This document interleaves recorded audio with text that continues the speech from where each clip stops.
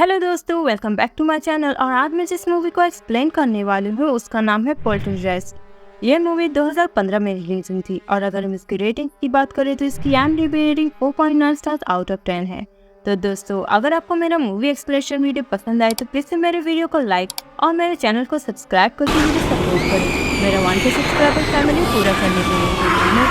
और बढ़ते अपनी मूवी एक्सप्लेनेशन की ओर।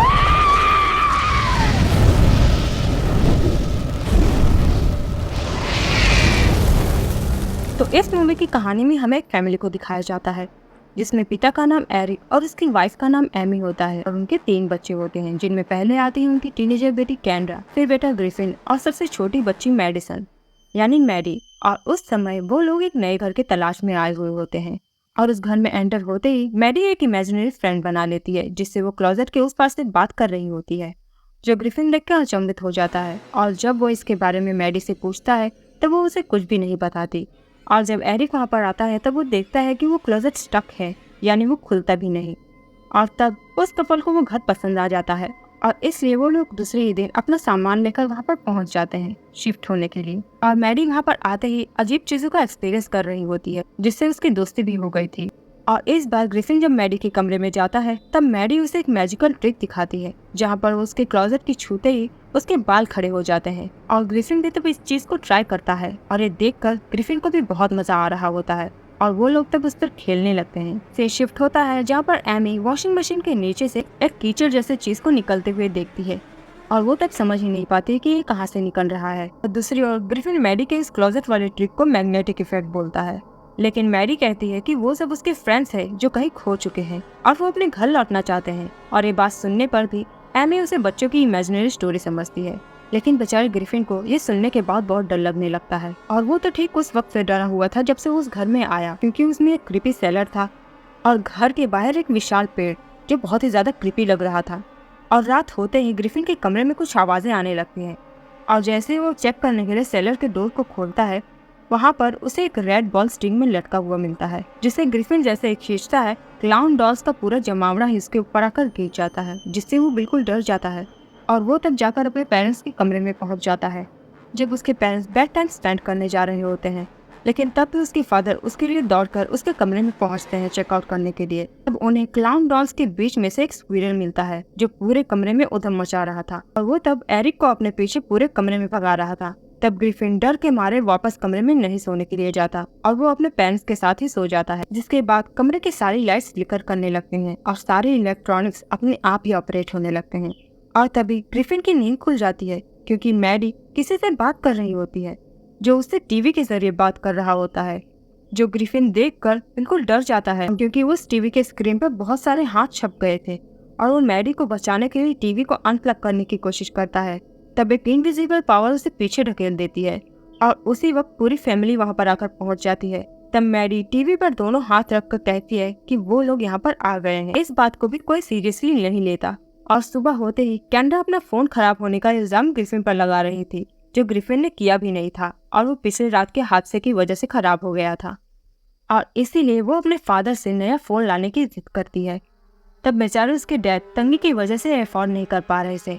लेकिन वो इसका इंतजाम किसी तरह कर लेते हैं और अपने फैमिली को खुश रखने के लिए वो उनके लिए उनकी पसंद की चीजें खरीद कर लाते हैं। और इसी दौरान ग्रिफिन जब अपने कमरे में अपने कॉमिक बुक को जगह पर शिफ्ट करने के लिए जा रहा होता है तब उसके पलटते ही उन कॉमिक बुक्स का एक टावर बन जाता है जो ग्रिफिन के ऊपर आकर गिर जाता है, जिससे ग्रिफिन बहुत ही ज्यादा डर जाता है। और जब वो इसके बारे में अपने पेरेंट्स को बताने की कोशिश करता है कोई उसे सीरियसली लेता ही नहीं है और तब उसकी माँ भी उसे गुस्से में छोटा बेबी बोल देती है। इसलिए ग्रिफिन तब नाराज होकर अपने कमरे में चला जाता है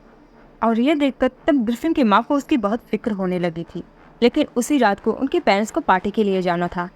और इसलिए वो कैंड्रा के सहारे दोनों बच्चों को छोड़कर चले जाते हैं। और वहाँ पर पहुँचने के बाद उन्हें पता चलता है कि उन्होंने जिस घर को खरीदा है वो सिमेट्री के ऊपर बना है और उसके बारे में उन्हें सिर्फ इतना ही पता है कि उस घर को बनाने से पहले वहाँ पर बड़ी बॉडीज को मूव करा गया था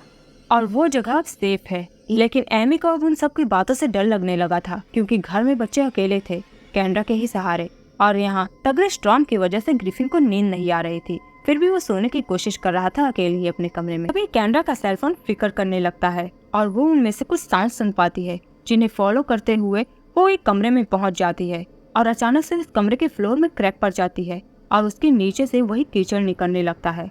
और कैनरा जैसे ही अपने ऑपोजिट देखती है, वो वहीं पर एक भयानक ईविल लेडी को खड़ा देखती है, जिससे डर कर जब वो भागने की कोशिश करती है तभी उस कीचड़ में से एक ईवल हाथ बाहर आता है और कैनरा का पैर पकड़ के उसे अंदर की तरफ खींच लेता है और दरवाजा भी बंद हो जाता है। और वहीं दूसरी ओर ग्रिफिन के कमरे में भी क्रीपी इंसिडेंट्स होने शुरू हो गए थे और पहले तो वो क्लाउन डॉल्स पूरे घर में फैल जाते हैं और वो सब 1 बाय 1 ग्रिफिन पर अटैक करने लगते हैं। लेकिन ग्रिफिन तब हिम्मत से काम लेता है और उस क्लाउन का मुंह तोड़ देता है। और जैसे ही वो कैनरा के लिए भागने की कोशिश करता है, वो क्रीपी पेड़ कमरे की खिड़की के ग्लास को तोड़ डालता है ग्रिफिन को हर्ट करने के लिए। लेकिन तब भी ग्रिफिन दौड़ते भागते पहुंचता है मैडी के कमरे में उसे देखने के लिए कि वो ठीक है भी या नहीं। और तब वो देखता है कि मैडी डरी सहमी हुई एक कोने में चिपकी हुई थी और वो तब कहती है कि उसके फ्रेंड एक तरह से प्रॉब्लम क्रिएट कर रहे हैं। और मैडी तब डर के मारे ग्रिफिन से कहती है कि वो उसे छोड़कर ना जाए क्योंकि उसे बहुत ही ज्यादा डर लग रहा है। लेकिन तब भी ग्रिफिन उससे कहता है कि वो क्लोजेट से दूर रहे, तब उसे कुछ नहीं होगा। और ये कहकर वो चला जाता है कैनरा के पास क्योंकि कैनरा बहुत देर से हेल्प के लिए चिल्ला रही होती है। लेकिन जैसे ही वो सीढ़ियों से नीचे उतरने की कोशिश करता है, वो ईवल फोर्सेस उसे एक तरह से फ्रीज कर देती है जिससे वो हिल भी नहीं पाता। और तभी उसे ईवल ट्री का एक ब्रांच उसे खिड़की से घसीट ले जाता है और पेड़ पर टांग देता है। और मैडी उस वक्त ग्रिफिन के चीखने चिल्लाने की आवाज सुन पा रही होती है और उसके तुरंत बाद ही मैडी के कमरे की लाइट्स चली जाती है और पहली बार उस क्लोजेट का दरवाजा खुलता है और वो लाइट्स उसके अंदर समाहित हो जाती है। साथ ही में मैडी का वो फेवरेट पिगी टॉय भी उसके अंदर रोल होकर चला जाता है, जिसके पीछे पीछे मैडी भी चली जाती है क्योंकि वो उसका फेवरेट टॉय था। और जैसे ही वो उसे पकड़ने के लिए आगे बढ़ती है, वो और भी अंदर चली जाती है और तब जाकर मैडी को ये रियलाइज होता है कि वो बहुत ही अंदर चली आई है। और जैसे ही वो उसमें से निकलने की कोशिश करती है, कुछ हाथ आकर उसे पकड़ ले जाते हैं और वो अंधेरे में कहीं चीखते हुए खो जाते। और तभी उसके पेरेंट्स घर लौट आते हैं और वो देखते हैं कि ग्रिफिन पेड़ पर लटका हुआ है और तभी वो उनके सामने गिर पड़ता है। और कैनरा भी तब उन्हें आकर बताती है कि मैडी घर से गायब हो चुकी है और उन्हें कहीं नहीं मिल रही है। जिसके बाद सब पूरे घर की तलाशी लेते हैं, लेकिन मैडी उन्हें कहीं भी नहीं मिलती। और तभी वापस से टीवी ऑन हो जाता है और ग्रिफिन को तब उसमें से मैडी की आवाज सुनाई देती है। इसलिए तब वो अपनी माँ को वहाँ पर लेकर आता है और उनके हाथ को टीवी पर रखवा देता है ताकि वो सब भी ये जान सके कि मैडी इस वक्त कहाँ है, क्योंकि उसने तो उन ताकतों का सामना किया था मगर उसके पेरेंट्स ने नहीं। तभी टीवी के उस पार से मैडी भी अपने माँ के हाथ पर अपना हाथ रख देती है और तुरंत ही वहाँ से चली जाती है या फिर उसे कोई लेकर चला जाता है। और एमी तब डर के मारे अपनी बच्ची के लिए पुलिस को बुलाना चाहती थी, लेकिन एरिक ऐसा करने से मना कर देता है क्योंकि उसे नहीं समझ में आ रहा था कि वो पुलिस को क्या बताएगा। और तब इसलिए एमी और ग्रिफिन डिसाइड करते हैं कि वो पैरासाइकोलॉजिस्ट के पास जाएंगे और उनकी मदद लेंगे, जहाँ पर वो डॉक्टर ब्रूक से मिलते हैं, जो उनकी सारी बातें सुनने के बाद उन्हें भरोसा दिलवाती है कि वो मैरी को ढूंढने की पूरी कोशिश करेंगे। और बेचारा ग्रिफिन सिर्फ खुद को ही मैडी के खोने का जिम्मेदार मान रहा था क्योंकि उसने उसे अकेला छोड़ दिया। सीन शिफ्ट होता है जहाँ पर हम पैरासाइकोलॉजिस्ट की पूरी टीम को देखते हैं जो अब मैडी के घर पहुँच गई थी उसे ढूंढने के लिए। और उनके आते ही उनकी टीम का एक मेंबर जिसका नाम बॉयड होता है, वो जैसे ही चेयर पर बैठने जाता है, चेयर उड़कर दीवार से टकरा जाती है और चूर चूर हो जाती है, जिसे देखकर डॉक्टर ब्रूक ये अंदाजा लगाती है कि ये कोई मामूली हॉन्टिंग नहीं है, बल्कि ये तो पोल्टरजिस्ट इंट्रूजन है, क्योंकि वही ऐसा कर सकते हैं। और उनकी यही पहचान है कि वो आते ही बहुत ही ज़्यादा नॉइस करते हैं, वो चीज़ों को मूव करते हैं, बहुत ही ज़्यादा वायलेंट होते हैं और वो बस कुछ ही पल के लिए हाजिर होते हैं और अपना काम होने के बाद यहाँ से चले भी जाते हैं। और ये सब कुछ देखने सुनने के बाद एरिक जैसे किचन में जाता है ड्रिंक करने के लिए, वो ब्लड वॉमिट करने लगता है और उसके मुंह से वर्म्स भी निकलने लगते हैं, जिसे देखकर एरिक बिल्कुल पैनिक करने लगता है। लेकिन ये सब तो सिर्फ उसका हेलुसिनेशन था। तब एमी आकर उसे काम डाउन करती है,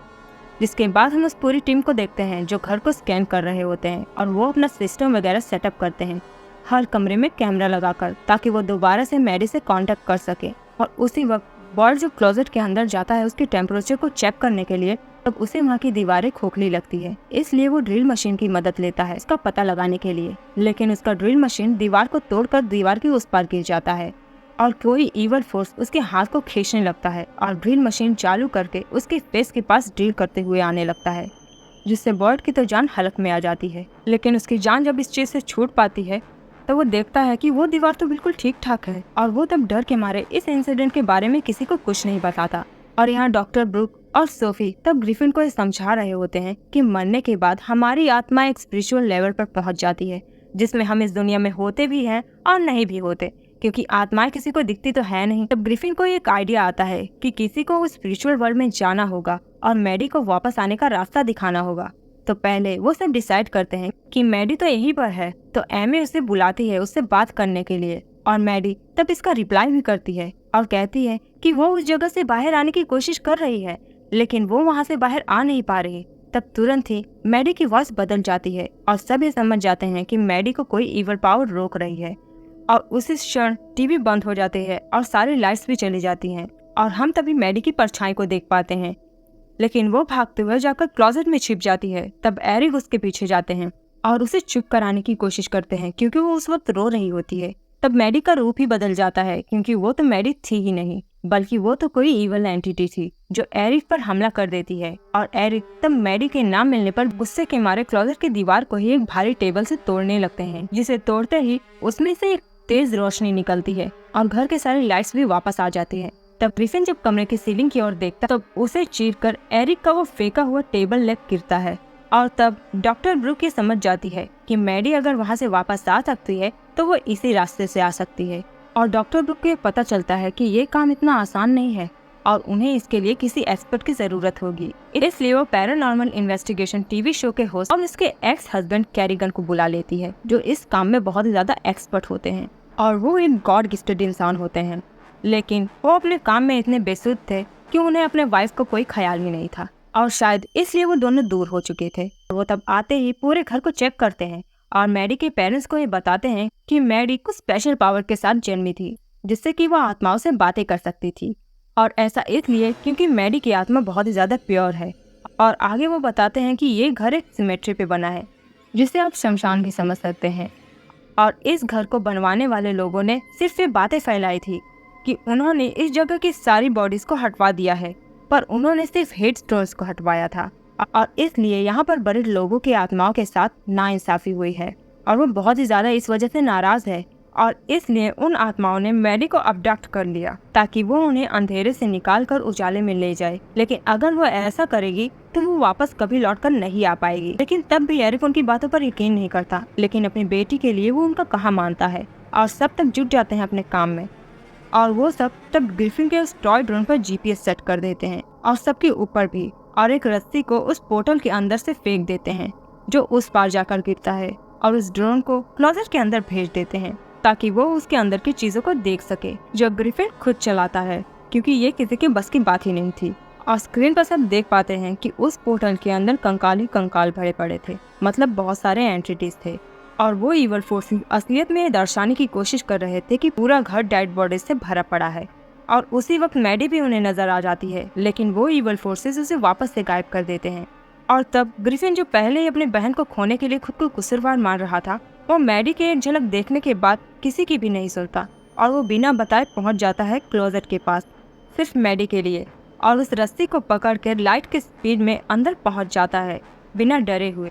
जबकि उसकी माँ इस काम के लिए उसे जाने नहीं देना चाहती थी क्योंकि वो अब अपने दूसरे बच्चे को भी नहीं खोना चाहती थी, और उसे अब भी शक था कि ये चीज काम करेगी भी या नहीं। लेकिन एरिक उससे कह देता है कि ये चीज काम करेगी, और एमी तब बड़ी उम्मीद से रस्सी को पकड़कर खड़ी हो जाती है, और सब तब ग्रिफिन को स्क्रीन पर देख पाते हैं, और ग्रिफिन किसी तरह मैडी को तुरंत ही ढूंढ निकालता है। लेकिन मैडी कहती है कि वो लोग उसे कभी जाने नहीं देंगे, और तभी वो एंटिटीज वहाँ से बाहर आने वाले उस रस्सी को उखाड़ लेते हैं ताकि ग्रिफिन मैडी को वहाँ से लेकर जा न सके, जिस वजह से सबकी सांसें अटक जाती है क्योंकि उनका लोकेशन खो जाता है और वो लोग कहीं नजर ही नहीं आ रहे थे। तब अपने पूरी ताकत और हिम्मत से उसी रस्सी की दिशा में भागता है मैडी का हाथ पकड़कर, और फाइनली वो दोनों उस पोर्टल से बाहर आ जाते हैं सीलिंग की तरफ से। तब उनके पेरेंट्स उन्हें टब में ले जाकर क्लीन करते हैं, जिसके थोड़ी देर बाद ही उन्हें होश आ जाता है, और सब तब उस कामयाबी की वजह से बहुत ही ज्यादा खुश होते हैं, और वो तुरंत ही उस घर से निकलने का फैसला करते हैं। और जाते जाते कैंड्रा तब कैरीगन के शो की मेन लाइन को शो के स्टाइल में बुलवाती है, जिस लाइन को वो हर हॉन्टेड हाउस के एंटिटीज को क्लीन करने के बाद बोलते हैं। लेकिन मैडी तभी कार में बैठे बैठे बोलती है कि ये घर तो क्लीन है ही नहीं, क्योंकि उसने तो उन्हें मुक्ति दिलाई ही नहीं, और उन्हें मुक्ति दिलाने से पहले ही ग्रिफिन उसे वहाँ से उठा लाया, और वो तो उनका दिया गया काम पूरा कर ही नहीं पाए, और वो सब तो अब भी अंधेरे में ही है। और तब उसी क्षण एरिक ये बात सुनते ही कार को वहाँ से जल्दी निकालने की कोशिश करता है, लेकिन तभी वो एंटिटीज हरकत में आ जाते हैं और उनके कार को पलटाकर घर को तोड़कर अंदर घसीट ले जाते हैं। और सब तो उस वक्त कार में ही रह जाते हैं, लेकिन वो एंटिटीज अपने पावर से मैडी को ऊपर घसीट ले जाते हैं और मैडी तब अपने हाथों का जोर लगाती है खुद को अटकाने में, ताकि वो वापस से उस पोर्टल में ना घुस पाए। और जैसे ही उसका हाथ छूटने ही वाला होता है, एमी वहाँ पर आकर मैडी को पकड़ लेती है और एकाएक पूरी फैमिली जुट जाती है एक दूसरे को खींचने में। और इस दौरान वो एंटिटीज भी अपनी पूरी ताकत लगा रहे थे मैडी को पोर्टल के अंदर घसीट ले जाने के लिए। और तभी उनकी इस हालत को देखकर कैरिगन को स्पेल्स बोलते हैं ताकि सबकी जान थोड़ी देर के लिए बच जाए। तभी पूरा घर तहस नहस होने लगता है और अब भी उनकी जान बच नहीं पाती। और इसलिए तब कैरिगन उस फैमिली पर दया करके अपनी वाइफ की भी बात नहीं मानता और वो अंदर जाता है ताकि वो उन आत्माओं को मुक्ति दिला सके। और कैरिगन तब एरिक के रोकते रोकते उन एंटिटीज के पोर्टल में घुस जाता है और एरिक भी तब अपने फैमिली को किसी तरह वहाँ से बाहर निकाल आता है। लेकिन वो एंटिटीज अब भी मैडी को रोकने के लिए जमीन को चीरकर बाहर निकल रहे थे। तब एरिक सोफी की कार लेकर वहाँ से भाग निकलता है सेफली। और हम तब उस घर से एक चटक रोशनी को निकलते हुए देखते हैं जो आसमान से कनेक्ट हो गई थी, जिससे ये हो सकता है कि कैरिगन ने अपने गॉड गिफ्टेड पावर से उन आत्माओं को मुक्ति दिला दी होगी। और क्या पता इसके बाद वो जिंदा भी बच गया हो, क्योंकि जीपीएस उसे ट्रैक कर पा रही थी। सीन शिफ्ट होता है जहाँ पर हमें कुछ दिन बाद का सीन दिखाया जाता है, जहाँ पर वो पूरी फैमिली एक नए घर की तलाश में निकली हुई थी। लेकिन जैसे ही वो सब उस घर के पास एक विशाल पेड़ को देखते हैं, वो सब डर के मारे उस जगह से निकल लेते हैं। अंत में हम कैरिगन और उसकी वाइफ को उनकी शो में शूटिंग करते हुए देखते हैं, मतलब कि कैरिगन उस रात जिंदा बच गया था। और इसी के साथ ये मूवी यहीं पर एंड हो जाती है। तो मिलते हैं नेक्स्ट वीडियो में, तब तक के लिए goodbye, take care and thanks for watching.